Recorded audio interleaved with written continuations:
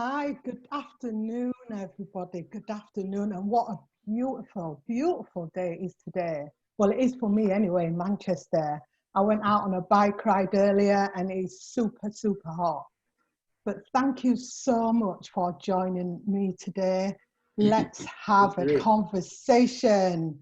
And I am here with Mr. John Webster and Mr. David Freeman. Thank you. Hello, everyone. Thank you. All right, Lesleye. Thank you guys so much for joining me today on Lesleye to start a conversation. So I hope you're sitting comfortable. You've got your you've got your drink. Yeah. Got a little water here. I'm only going with the water. No, yes, I've got my water here. We are ready to start a conversation. Okay. So let me introduce you guys. So first of all, we have got Mr. David Freeman. And Hello, everyone. I've moved all my notes around. I'm thinking, where have I put my notes? Here they are. So we've got Mr. David Freeman. So Dave Freeman, I've known him quite a few years now. We've known each other.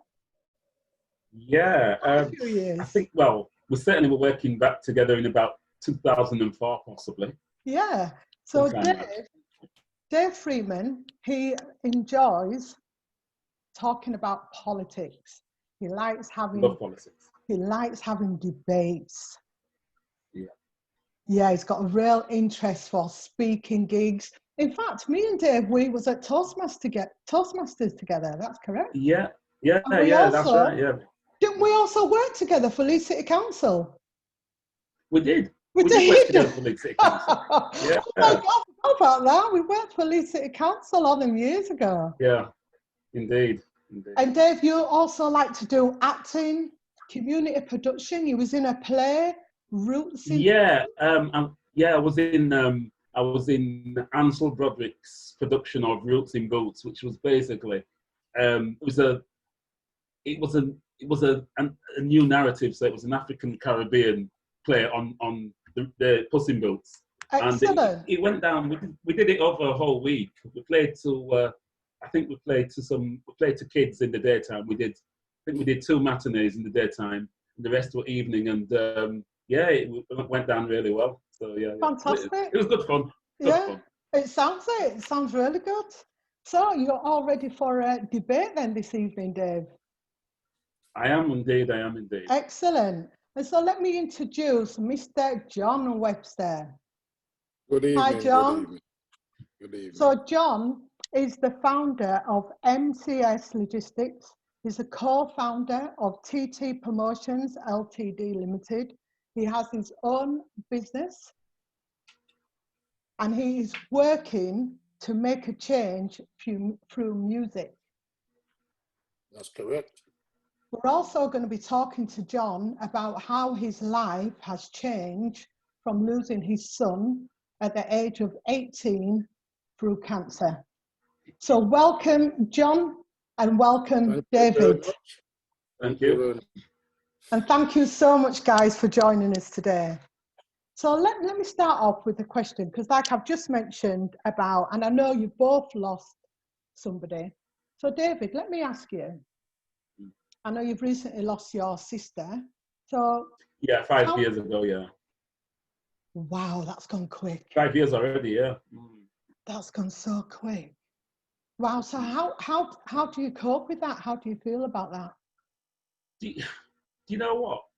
It depends on your relationship, because, I mean, John might echo this later, but he might have a different narrative on it. But for me, I can only talk for me and our Sheila, because my other 2 siblings I think they've got a different spin on it. But for me, when I think about our Shirley, all I do is smile.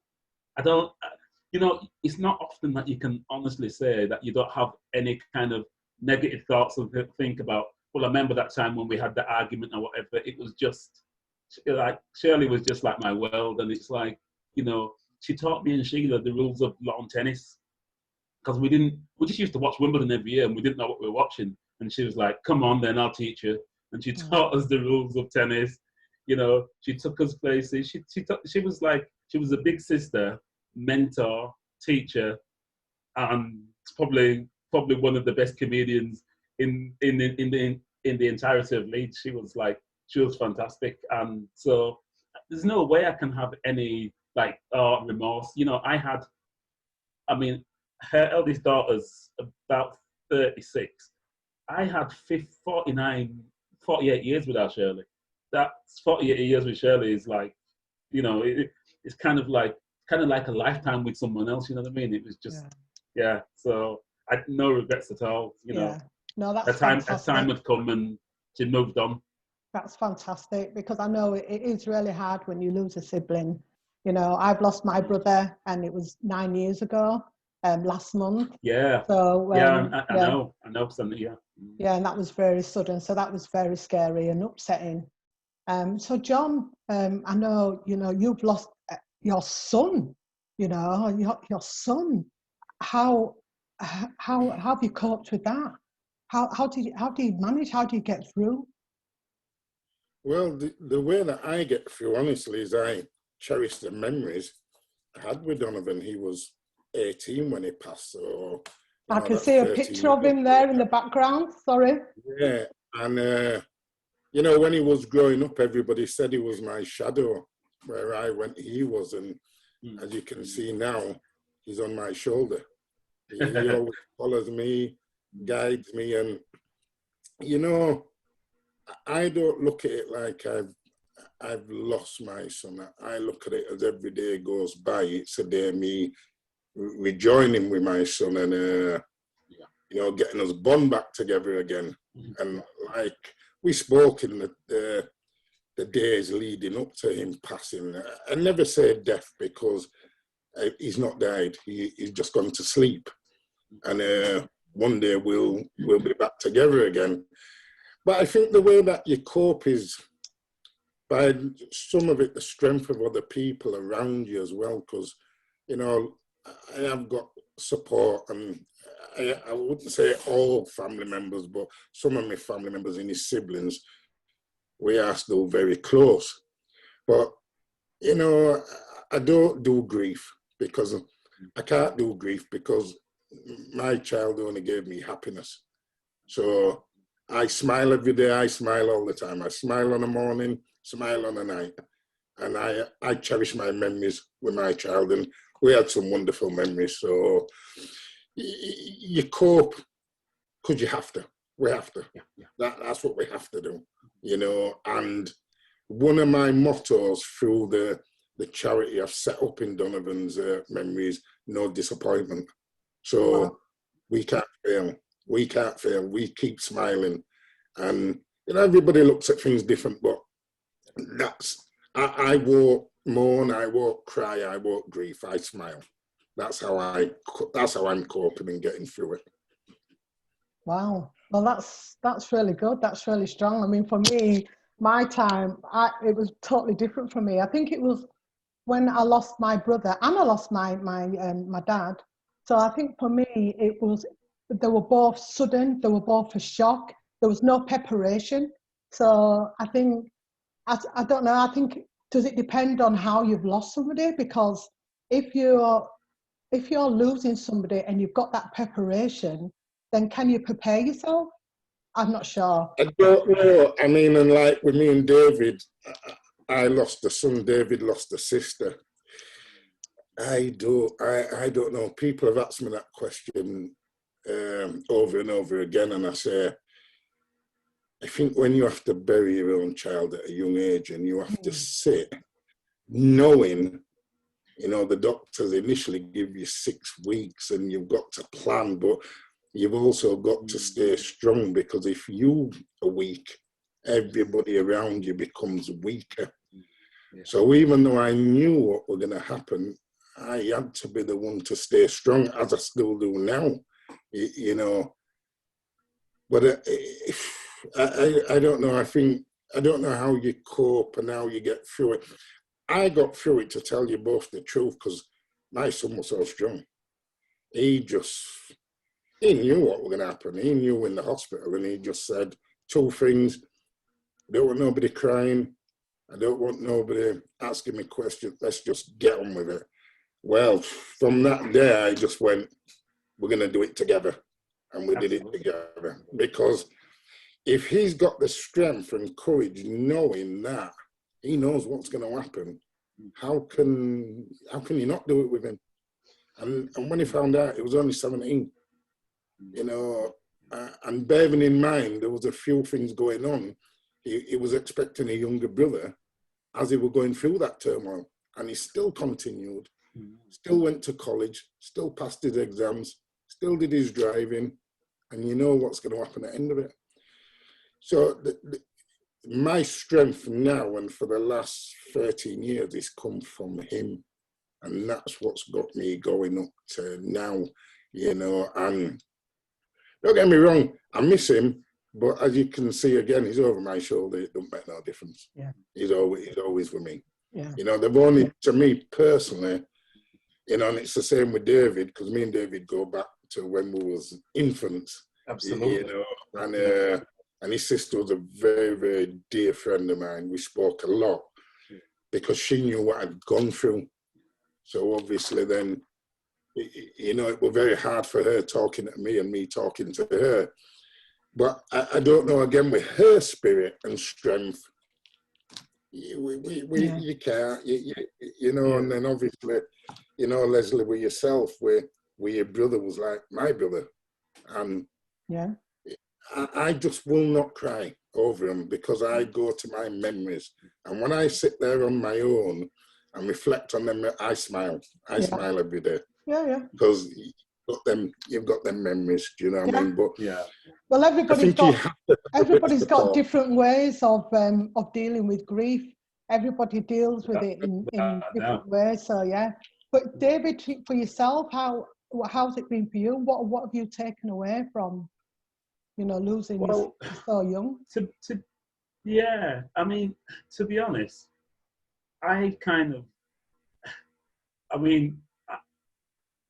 well, let me tell you something. I remember my sister passed away about 18 months by then, 18 months, 2 years, and it was coming up to my milestone birthday, my 50th. And you know what it's like when it's a milestone like that, you know, you want to celebrate it. And I said to our Sheila and to Bev, I said, I'm not going to celebrate it. And they said, don't you dare. They said, at the end of the day, who would have been the first person at the party? And that would have been Shirley, do you know what I mean? So I had to kind of just rethink and think, you know what? Because see, I've always been a glass half full kind of guy, you know, and so I just thought, you know what, I need to start living because, you know, it might sound harsh, but the situation is not going to change, you know, and so since the situation is not going to change, it's like take the good memories that I always keep with me about our Shirley and try and move forward. And to be honest, there was things that I wanted to do, but I was just kind of stalling. And it was my partner, Marcy, and my sister, Sheila, that said, look, what do you like doing most? We can't shut you up. You love talking. So why don't you use your voice? Because, you know, without being big-headed, a lot of people have said to me, people have seen me on the street. I've been in a taxi and the guy said to me, are you on the radio station or do you do something with your voice like that? And I said, no. I said, I've always had it since I was born. So it's like, I don't think nothing of it, but you don't really realize until someone else, till multiple people keep coming and saying to you, you know, you've got a voice that resonates and it's soothing or it does something. So it was with the situation with our Shirley, she would have been the first one to say, boy, just take up yourself and do something with it. You know what I mean? So that's kind of where I am. And as I said, I've got the memories. It's just like I can't have a day when I think, you know, it's, to be honest, if anything, I feel more for my nieces and nephews, her kids, because I'm like, in that sense, I'm good. Do you know what I mean? I've had all the memories. I've got all the memories. I see how she would love around the funeral time. I'd never seen a funeral as big, and people to this day stop me and start talking about what a lovely person she was, and I just think, wow, because I know what I knew, but they kind of reinforce it. So I cope because as I cope because I have to, but I cope because I feel I feel blessed that she was being my sister. You know, Yeah. I honestly do. I Yeah. really feel blessed that I had a sister like that. Do you know what I mean? Yeah, that's And really nice. don't get jealous. The rest of you lot, the rest of the other sisters, don't get jealous. But no, really Shirley nice. was one in a million. So yeah, that's how I feel. No, That's how I feel. that's really nice. That's really nice. And John, that's really nice. So John, what's next for you? Where are you going to go forward with the memory of your son? What's your next plan? Well, when Donovan passed, obviously he was in the teenage cancer unit in St James's. So because we spent so much time in there, we're seeing a lot of things hit home to you what you don't see day to day. So obviously we're going in and out of the hospital. You know, people don't realise kids are born with cancer. You know, so they think cancer comes at like when you're a teenager or something. Kids are born with it. We've seen a lot. So obviously, because we spent so much time in there, I started doing some work with the kids. They did like a thing called it's like you could choose a gift if you knew you. So it's like make a wish or something. So obviously we did stuff with the kids because you know what's going to happen. So if they wanted to go to Walton Towers or meet somebody or buy some at Pacific, and so we started doing that. So we formed a charity for Donovan. It's called the Donovan S. Webster Memorial Trust Fund. Wow. And what we basically did then is work with teenage cancer kids and also kids from disadvantaged backgrounds or, you know, kids that couldn't really get certain stuff, as we're still doing it up to today. So in the past, you know, one of my strong things with kids is with Donovan, we actually put him in a horse-drawn carriage, a white one. Wow. And one of the first things we did as a charity is we contributed to a young kid that died who was very close to Donovan. He passed not long after Donovan. And we actually paid for the horse-drawn carriage for him and everything. And it was beautiful, beautiful funeral. But what we look at is as well is I like working with kids, and I think that, you know, as me growing up, we had things like community centres, youth clubs, this and that. You know, there's not really no out there. So through the charity within the past, we set up a training centre where kids could come do further education, you know, do things afterwards and things like that.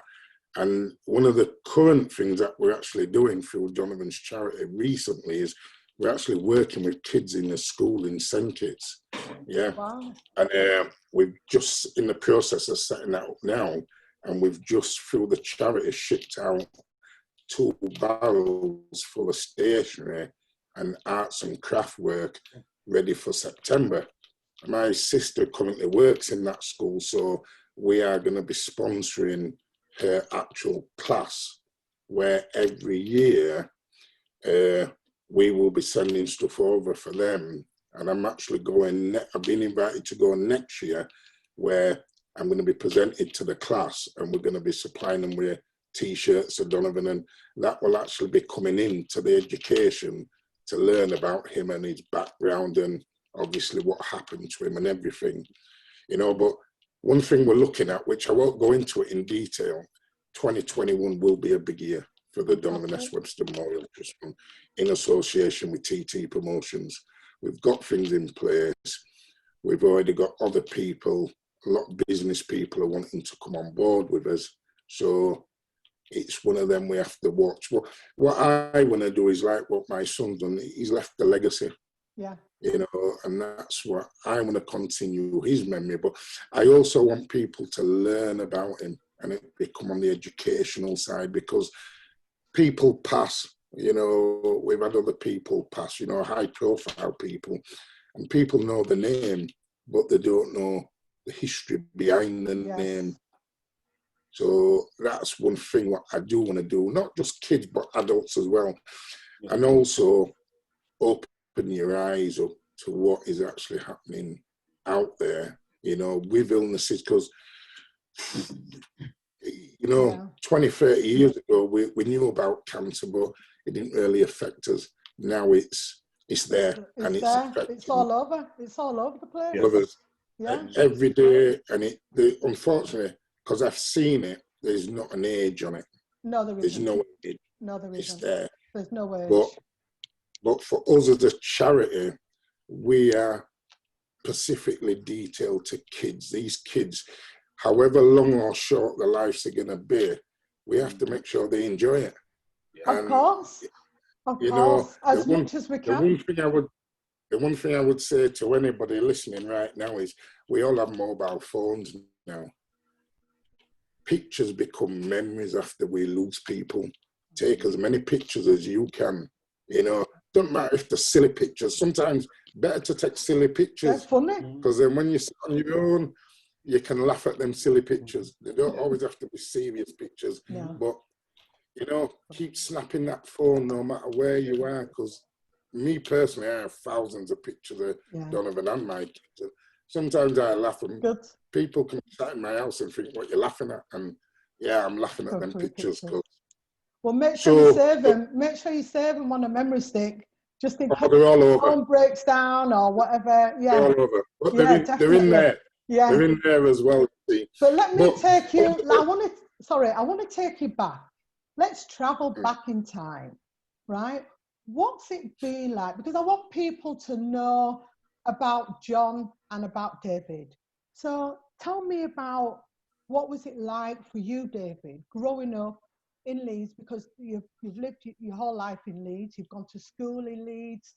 So what's it like? What's it been like growing up in your family and facing racism? Or have you faced racism? Absolutely, yeah. Yeah, I mean, as a child of the 60s or the late 60s, yeah, I went to Naples, Roundhay Road, only the old Roundhay Road school for only a year or two, because I was, you know, obviously, Sheila, I don't even know if Sheila was around yet, but went there, then went to Leopold Street, and Leopold Street was predominantly, I suppose at that stage, it was predominantly African Caribbean. It was really when I went to Scott Hall School, which is now the police station.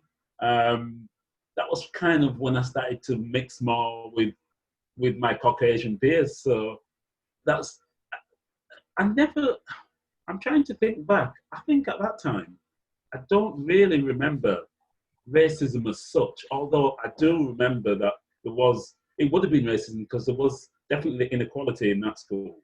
Because, you know, at that time, the teachers, just like when I was at Primrose Hill, the teachers came from outside of the area. So the teachers really never had any experience of dealing with pre-adolescent black people, whether they were male or female. So they just, I think they just kind of went with they went with the whole thing of, well, they're different from dealing with the white kids. Well, we have different needs, you know, and so I didn't really see anything there. I think it was probably more, even though Primrose Hill that I went to was my high school, although it was predominantly Asian and black. I think that is really when I got political and realised that, hey, this, you know, we're not on an equal plane. So yeah, and then obviously when I left school, it really kicked in when I started working. I think my first job was working at Rutland Lodge, which was a training scheme for young people, and that's when I really realised that, hey, some people are not going to like me just for the colour of my skin, regardless of what I bring to the table and how positive I am. And to be honest, at that stage, because I'd been quite political from the age of 13, I was articulate. So I thought, you know what? Yes, I'm a big guy, but I'm not a bully. So I thought, you know what? When I deal with them, I'm going to fight them, but I'm going to fight them with words, because, you know, they say the pen is mightier than the sword. So that's the way I dealt with it. Wow. No, that's really interesting. That's really interesting. And John, can I ask you, what school how did you grow up? What was your schooling like? Did you face any racism? Well, yeah, mine's a bit similar to David's, but obviously I went to Scott Hall School as well. But there I had no problems because I that, you know, like David said, there were 50-50 in our class. Definitely, We were yeah. very close, Yeah. because we came from Chapeltown. We walked up together. We all stuck together in school. You know, and I'd imagine there'll be a lot of people watching us now who will be shaking their head saying, yeah. My thing was, I went to an old boys' school when I left Scotland School, and it was very far. It was up there, Eden Airport. And so I went there with no friends from my middle school, had to make new friends. Walked in, very, very, very bad, very bad. I have memories of it, very bad memories of it. But I looked at it, you know, you got two choices. You're going to either stand strong and you're going to get on with it, or you're going to cower in a corner, then you're going to become bullied then. So I thought, well, this is what I've got to do. But what I then did to toughen myself up a bit more, I started to play rugby league at school, where I thought, well, if I can't do nothing in the school, I'm going to do it on the pitch. So I used my aggression on the pitch to enforce the toughness of me. You know, but my main racism came when I left school, and we used to go in town. I don't know if you remember, David, on a Saturday afternoon. Yeah, can't forget it. There used to be a place called, a record shop called HMV. Oh, yes. Down at the bottom of Briggate. Yeah. You know, and in our days, National Front was very, very, very bad. Very bad. Yeah. You know, we'd get attacked by them, we'd get chased by them and everything. And I believe there'll be people watching that remember them days. And Definitely. I think the one thing we did, we stood as ground. Oh, we stood as ground because we were determined that we wasn't going to be bullied. It wasn't our choice to have the colour of our skin. But you know what? We're proud of who we are. We're proud of the colour we are. And we're going to stand up for what we believe is right. That's what we did. I then started playing semi-professional rugby. And I had to travel then. So I travelled like all over Yorkshire, as far as Hull. And I remember I played a team in Hull. And I got it bad. I got it really bad. But I thought, well, when you say you got, sorry, John, when you say you got it bad, what does that actually mean?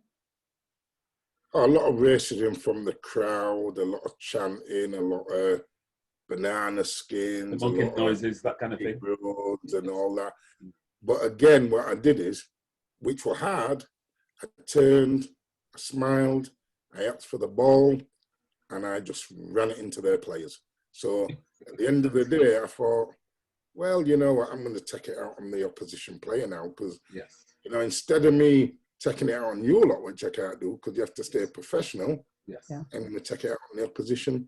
And unfortunately, you know, it's still there in the game now, because my second youngest son has just signed for Huddersfield Giants, and they still get it now at 16, 17. Yeah. So I think what it is unfortunately for us is we have to stay strong, stay positive, believe in who you are, because there's nothing that we're going to ever be able to do about it. We've not to challenge anything. Because don't you think so? Don't you think we can do something about it? Oh, I think people are trying, but the thing is, what I look at is that you need, we as black people, and no disrespect to anybody else, we are, I believe, mentally and physically stronger than any race out there. But that's my opinion. That's my opinion. So, you know, and I feel if we did that and stuck together, then yes, 100%. But you need a strong leader and everybody to buy into what that leader believes. And then I believe, yes, you could go a long way. But like I say, I'm 50 odd years of age and I haven't really seen a change in that time. So will we see it in my lifetime? I don't know. No. I believe in what we're trying to do again within the... I think we've just lost David. I don't know where he's disappeared. Where's David gone? But John, just carry on with that. You see, you know, the thing is what I'm trying to do, again, through the charities, don't have a race. Every life matters to me. Every life matters, no matter what colour we are. Every life matters. And I think that the youngers of today need to now start voicing what they'd like to do, not what they'd want to do, what they'd like to do. Yeah. And that's where then as elders, we take it on board and say, you know what then, let us try and set something up for you to continue. Then anything could work. Because if you just concentrate on one thing, you forget nowadays that, you know, we have good, very close friends, whether you're brothers, sisters, in every race. So to me, you know, it's all about all life matters, no matter what. So we all have to do it together to stop racism. Every colour has to stop racism. And you see, and and I believe that's the way forward. Definitely. So what I'm going to concentrate on through, I think now, right? I think it's actually happening, because you can see with the marches, what they're having. Oh, definitely. It's definitely. a mix of people, which is fantastic. Definitely. You know, I mean, I watched that film Selma, and you know, there was a mixed people, but now there's just so many more. So if you look back, 30, 20, 30 years, it was all one race. Now you've got every race. So it will change, but it's going to take time to change. You know, and hopefully I'd love to see it in my lifetime, but if not, I'd hope one day my kids or my grandkids or great-grandkids will definitely see the change. Yeah. You know, I'd like it to happen as soon as possible, but I don't know. The only thing I would like everybody to do, and I say it when I do talks to people, is we need to put us guns and us knives away. That's what we definitely need to do. And, you know, that's going to be a strong thing what I'm going to be trying to work on in 2021, is to say, listen, for us to get through a lot of things, we have to start by doing that. That is the main thing we need to do. You know, we can't carry on.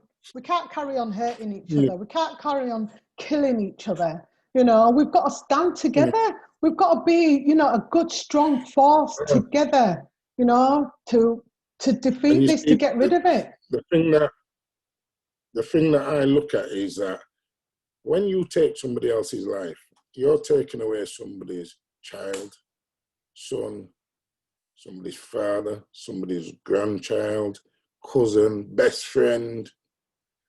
You know, for what reason? There is no reason why you're doing that, why you can't sit down and have a civil conversation and sort your differences out and maybe become best friends. Yeah. You know, instead of killing one another, or I just don't see the point of it. But again, like I keep saying to people, that's my opinion. Everybody has their own opinion, you know, but, you know, things that I've seen in life, and I've never can't understand the reason why you can't have a conversation. Yeah. You know, and I think that's one thing what we need to start doing, and then we can all enjoy life then. Yeah, exactly. You know? Exactly. So let me just, what do you think you've achieved? What have you achieved in your life, and what is one of your proudest moments? What have I achieved? I don't know. I don't really look at what I've achieved, because I'm not really in life to achieve anything. I'm in life to try and do my best, and hopefully, you know, when God decides it's time, people may sit on somewhere like this and have a conversation about me, you know, and then I would say, then I've achieved something. But as of now, I've not really achieved nothing. You know, I've got some beautiful children out there who have been strong. You know, I've got a lovely wife out there, lovely mother, brothers and sisters, and so I don't know. I just really want in my head now, you know, prior to me losing my son, I'd probably say I didn't have a care in the world. But since I've been through that, I want to share my love, what I've got inside of me from him, and pass it on to other people, and then hopefully it becomes a chain then where they'll keep passing it on. You know, so, and I think up to now, I've been successful on a lot of stuff what I've done. You know, I've run my own business with my partner. Do you know what I mean? And you know, we have a good team. We have a very good team. I have a very tight-knit team that's run a courier business for 18 years, serving the Leeds 7 postcode area. You know, we have a very, very good community, customer service and everything. So bit by bit, you know, we're getting where we want to go. You know, I've set up a business with my last 2 sons, which runs under 18 events and shows and that. And we're putting like live acts on. So, you know, they're 2 young promoters now that hopefully are going to come through because people are now starting to talk to them, recognize them.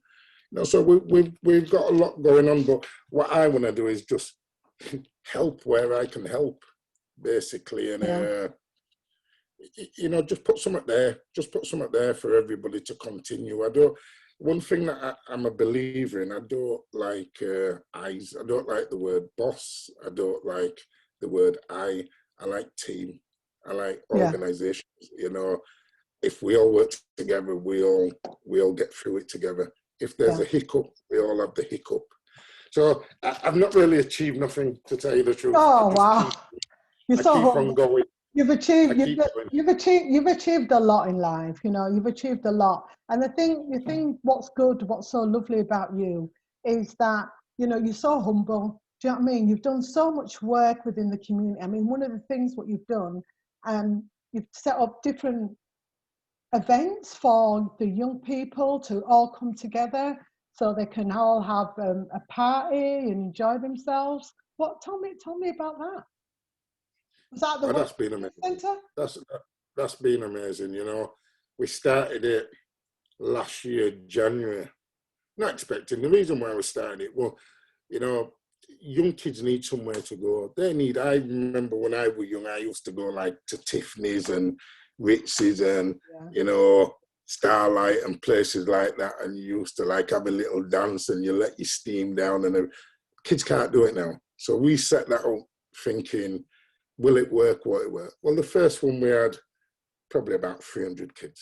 You know, one of my memories from the first one was a parent drove all the way from London with her daughter, because we obviously had it on social media. And she said, can I go inside and have a look at the surroundings and everything and the staffing and the security? I said, yeah. She came out, she sat in a car and waited till it had finished. You know, we did another one then in June last year, and the figures kept going up. The last one we did was about 6 months ago, because obviously before COVID-19, and we had just short of 600 under 18 children in one place, all enjoying themselves. No trouble, no police presence, and it was just amazing. So that's inspired us, obviously, after COVID-19, to keep it going, because the kids are obviously asking about it stopping us and that. But we've got a few other things going on, which what I do is I let my last 2 boys ask the kids what they'd like to do, and then we see whether we can sit down as an organization and put it into place. You know, in the past, we had a thing called Donovan's Day, where everybody came and celebrated his life, but also we had a load of activities that could go on free. I also sponsor a steel pans, which silver steel sparrows and that, and they just always, wherever I am, they always come and play for me. And again, that's a multicultural steel pans. Fantastic. And they're just absolutely amazing. You know, fantastic. I can't thank them enough for what they've done for me and that.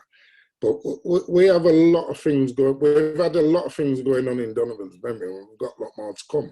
COVID-19's come at a good time for us, because we analyse now what we actually want to do moving forward. You know, and that's why I say we're not giving no secrets away. But 2021, I'm sure me and you will be back on here again, talking about different things, you know.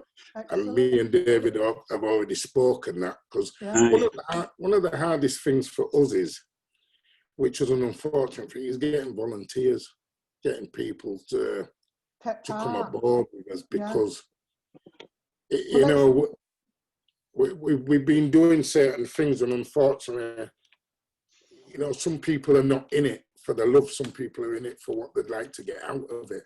Yeah, exactly. You know, and now, sometimes that's wrong, because it's all about community, working together and seeing, you know, what we can all do together. But let's just welcome David back. David! Yay! Hey. Hello. Oh, hello everyone. Thank you. I'm gonna have to put a pound in the meter. Right. What happened was my laptop, for some reason, my laptop just kind of logged me out of it, so I've had to do it on my phone. So I'm hoping I can still be seen and heard.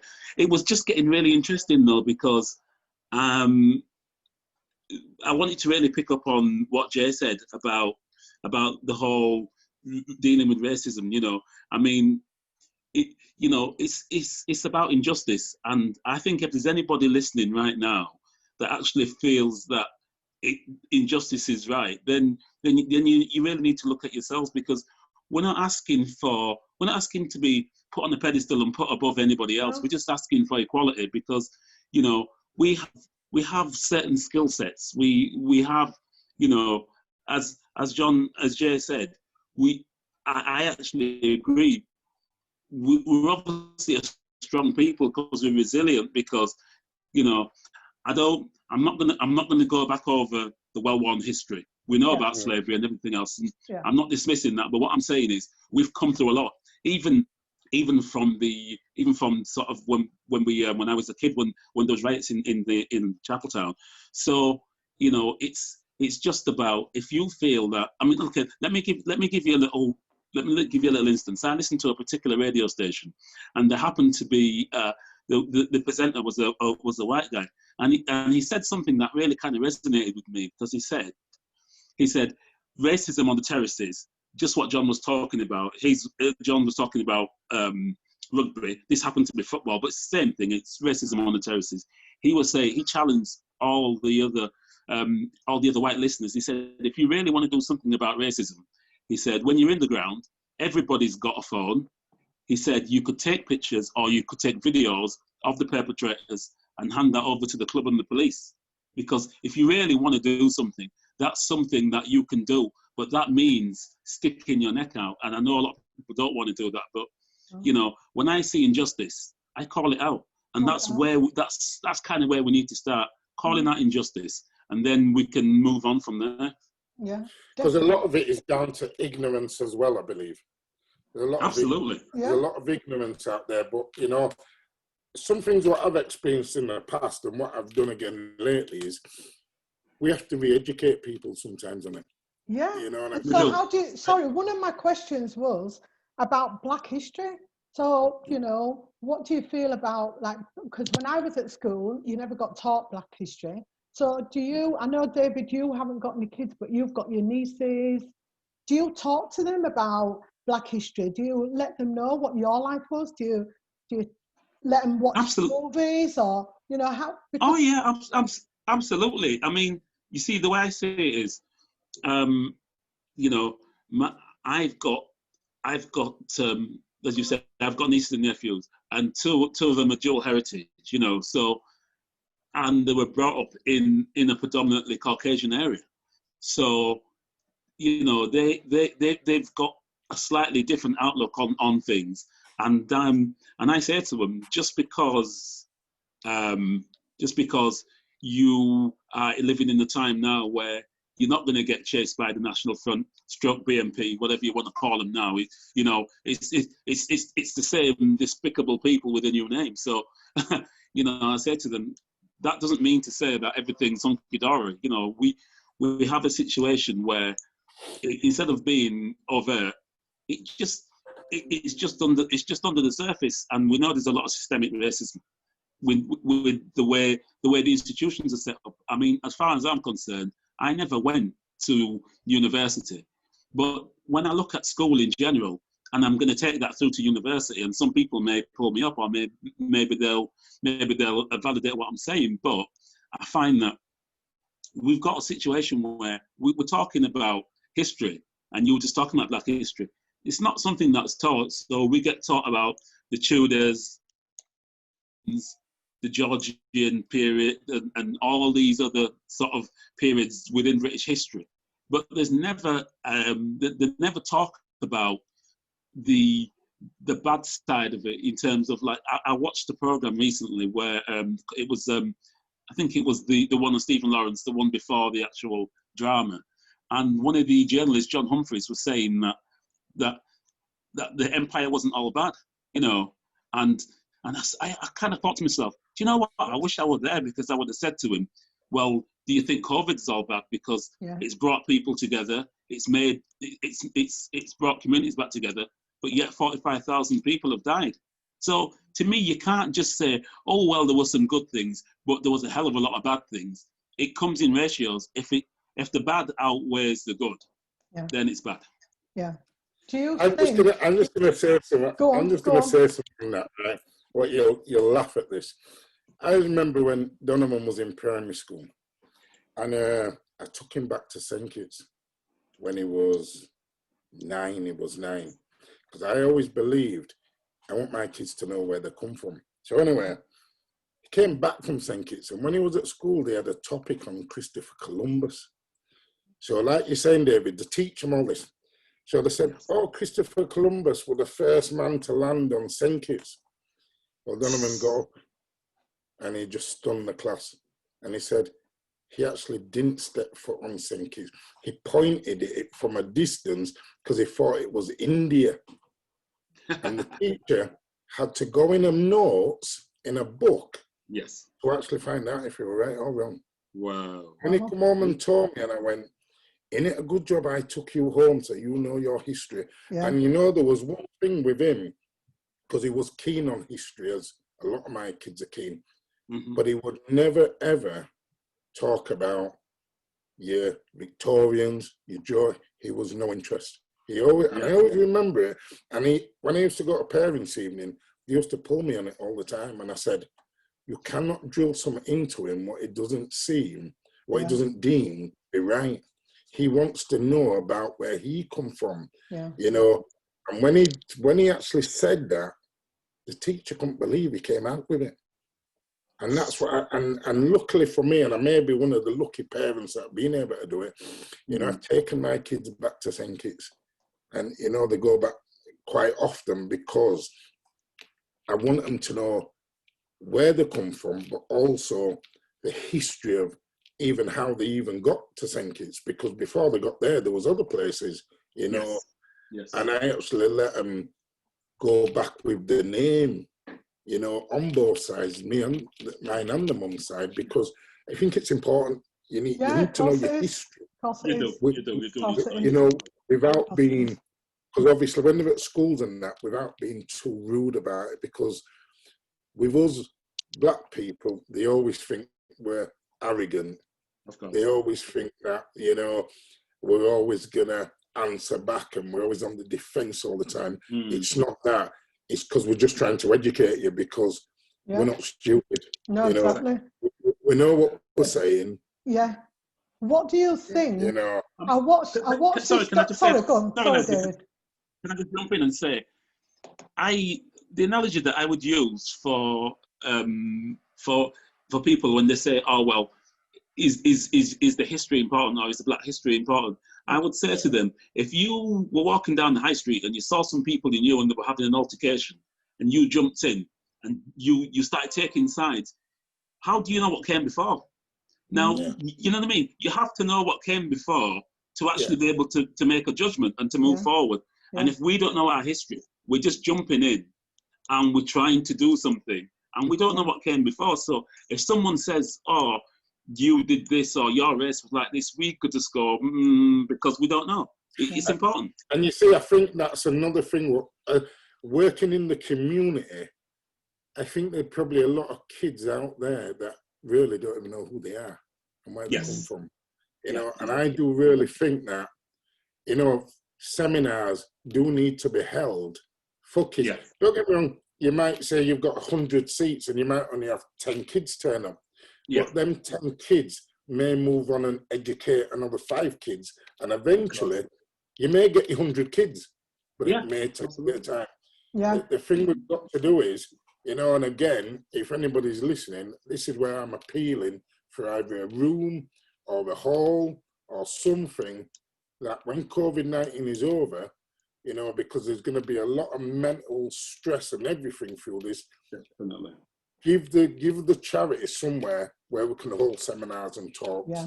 You know, because I believe and I know there's kids out there and parents out there that will be saying to the child, maybe you need to go listen to this. You know, so if anybody is listening and they have got a room or a hall, you know, just let me know. Yeah, no, that's brilliant. Yeah. Because and you know, sorry. Go on. Go ahead, David. You could. I was just going to say, Lesleye, just quickly on Jonathan's point, and this is going to be controversial, but Jonathan, Jay, I understand why you say that, and you're right. But you know, bearing in mind that we've got a resource right in here, and you know which one I'm talking about, and I'm going to speak it out. West Indian Centre is one of the resources, and I know the history and I know the politics. We've spoken about it, and I know exactly where some of those people are coming from. They happen to be some of our elders, and I feel embarrassed to have to call out some of the elders. I'm not going to call names, but I feel embarrassed to have to call out some of the elders. You know, the future is children. I'm not going to break into that song, but children are the future. That's right. And so those, it's like my dad says. My dad actually said, look, you know, I'm in my 80s. Some of them are older than me. We're not the future. The kids are the future. So those spaces that you're talking about, that should be one of them. That should be automatic. Do you know what? Someone's got something to offer, something tangible, because we can have a lot of meetings sometimes without any kind of substance, and you know. But your charity's been running that long. Your charity's making a tangible difference in the community. So yes, you should be in that space. You know what I mean? We have tried, David, and that's why I'm putting the appeal out now to say, you know what, and it's not just in our community. We've worked with kids as far away as Harrogate, Huddersfield, York, Bradford, and they've all travelled to Leeds. You know, but like I've said before, we have to start the change for it to be continued. You know, like I said to Lesleye, when in your absence, I don't believe in my lifetime I'm going to see a change to racism. I'd like to, but I'm hoping that should it get started, because of now you've got a lot of, every race is doing these marches, which is lovely to see. It's not about black, it's not about white, it's about everybody. So I believe the change will come, but maybe not in our lifetime. But if we, as elders now, because we are elders now, really, that's right. Think about it, if we can put something in place, but let the kids have the voice. Yeah. So if there is a hall out there, I do not want to be a speaker. I want to bring kids in to speak. Yeah, precisely. I don't want to be the speaker. Yeah. I just want to say, yeah, you can use the hall. Then I'm going to go to certain kids and say, right, we've got a hall. You come and do your talk. Because there is kids out there that want to talk. Definitely. Of course. Definitely. And you'll know, Lesleye, with us being in Toastmasters. Yeah. It's about, because this whole thing's about communication. I mean, you tell me any conflict, whether that's two neighbours, civil wars or world wars, where communication was carried on throughout, and everything, but they still had war. It's when communication breaks down, that's when people resort to violence and whatever else. And communication is the key. If we can't communicate, and more importantly, young people are struggling to communicate because there's less talking being done and the literacy levels are quite low, then you absolutely have no chance. No, and the other thing is as well is, I know people... Go on, John, go on. I know people might look at it and say there's a finance behind you letting a room out, but sometimes you can't look at the finance. You have to look at the reasons behind. Yeah, you know, because look what we're going to be doing. Do you know what I mean? If you're going to be serving all these kids, all these young adults, you know, to so they can stand up there and say what they need to say. I think that's definitely. I look at it. If I can get two people from a rival gang and put them together and the whole hands and shake hands. I've done it. I've saved 2 lives. Yeah. Absolutely, you have. And I know I can do that. And I know more will go, hold on a minute, we should really follow that. But I need the start to follow. I know there's people out there that have tried it and done it, and I've spoke to people, but I've not seen it actually happen. And it would, you know what would make them sit up and take notice? If they could actually see tangibly that it saved money on criminal justice, because people weren't getting into gangs and people didn't feel that they needed that the gangs were the extended family, you know. So I believe the breakdown of the family is why, to an extent, why people feel that it needs some, because the first thing that gangs always say is, "We're your family now," you know. So they feel like they belong. So if young people don't feel like they belong, then they may be looking for something. Okay, we belong to such and such, and then you can take it from there, because people get groomed to go into gangs. You know what I mean? Generally, so that's what they do. My main philosophy in 2021 is time to change lives. Yes, it's time to change. Definitely. You know, that was one of my questions, actually. Time to change. Sorry, Lesleye. Sorry. It's all right. I'm not here, really. Just carry on. You know me, when we get done. Sorry, go on. Sorry. One of my questions were about affirmations, you know, but like, what is your affirmation? What can you say to somebody? But I think you've already covered that, you know. So, but what if you had to, in a sentence, what would your affirmation be? Who are you speaking to now? Either yourself. Okay, I'm gonna start and say that mine would be, it's time to talk.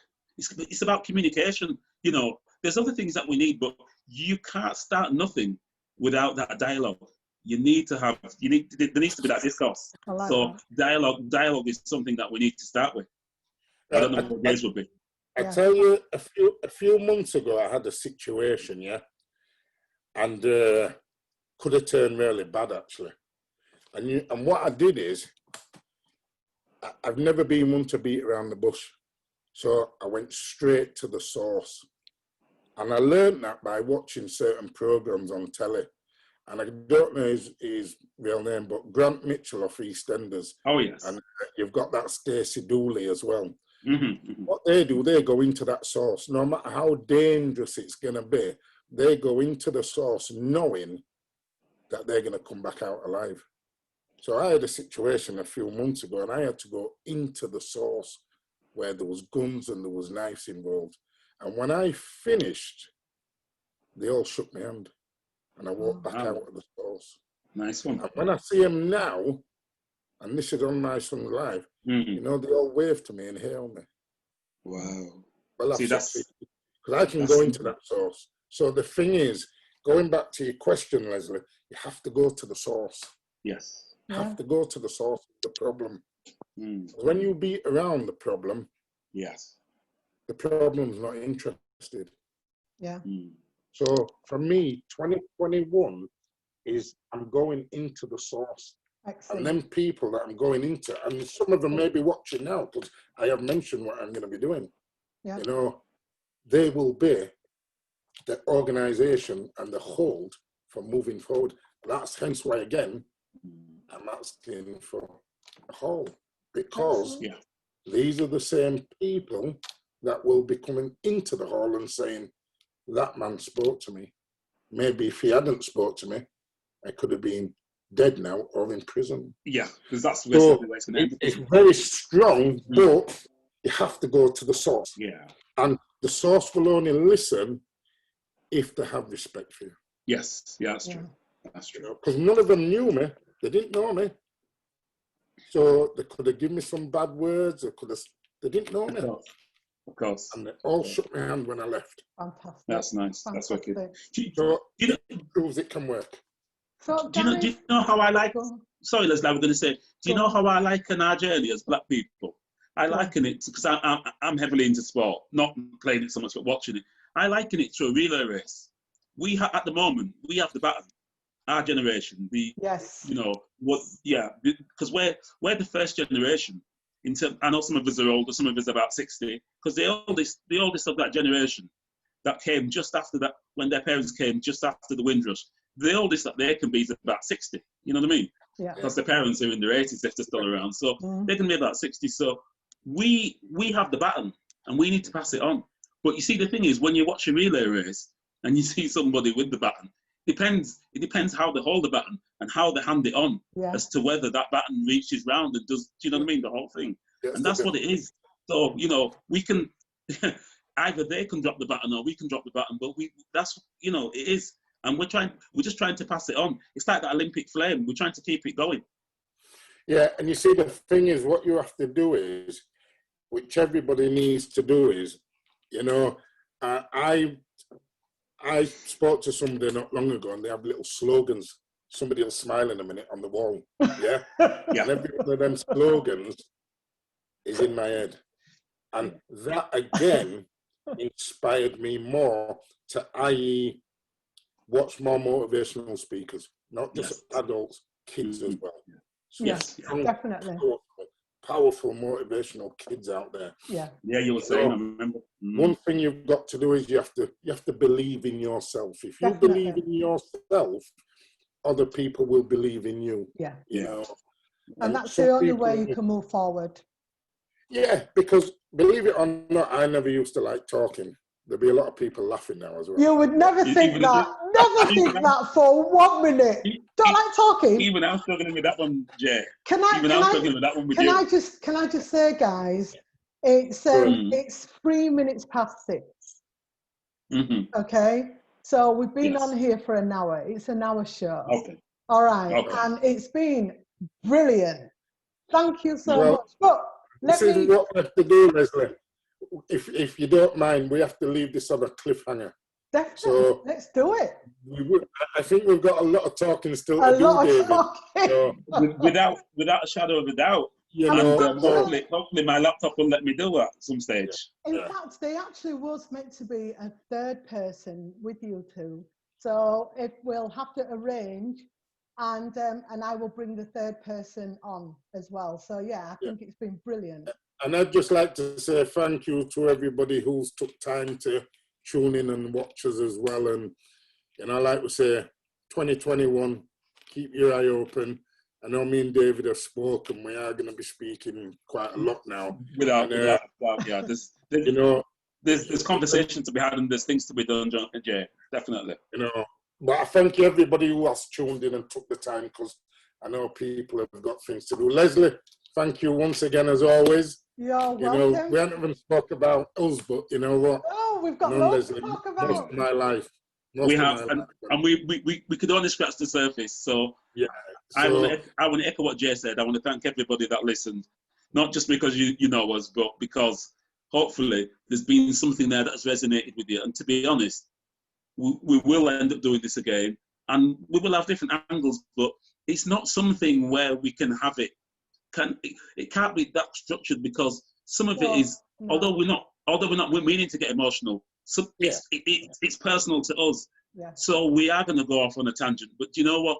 Hopefully, some of this, even if we go off on a tangent, some people can go, yeah, you know, I agree with that, or ooh, I didn't think of it like that, or I'd like to challenge them on that. You know, that's what it is. Debate isn't static. It keeps always moving. keep smiling. Always keep smiling. No matter what happens in life, don't let that affect you outside of your life. Definitely not. So thank you. Thank you so much. Champion, thank you very much. Oh no, thank you. I just want to say thank you so much to John and David. It's been excellent. What a conversation we've had today. Guys, it's been brilliant. And yeah, we definitely have got to be bringing David and John back, and our other guest as well, to carry on this conversation, because I think it's been really, really interesting. I mean, my questions, I haven't even asked half of my questions because they've just like gone. that was You've just gone for it, and just, but we didn't even have no quiet moments. And thank you, David. I know you had a little problem, but thank you for coming back on. I really appreciate that. Absolutely. So, but yeah, it's been fantastic. Some of those things that Jay said I had to expand on. Yeah, because Jay had some good points and he was just getting juicy. And I couldn't believe my connection had gone off. But luckily, I did put the Zoom app on my phone, and I thought I'm gonna have to just do it from my phone and just hope for the best. So yeah. But good. Guys, thank you so much. Thank you. It's been brilliant. Thank you. Enjoyed it. Join me next week, Sunday, when I'm going to be talking to get you all motivated. We have got, well, I'm going to leave it. I'm going to tell you in a couple of days. It's a big surprise. She is absolutely amazing. Nice. Amazing. I just love this woman so much. So yeah, she's going to be joining us next week, Sunday at 5 p.m. So please stay tuned. But guys, thank you so much for today. It's been brilliant. And I will see you. Thank you very much. Dee, I'll catch up with you. Yeah, definitely. I'll give you the ring. Yeah? Yeah, nice one. You take care. Okay, bye-bye. All right, bye. You take care. See you later, guys. Okay, bye. See you later. Bye.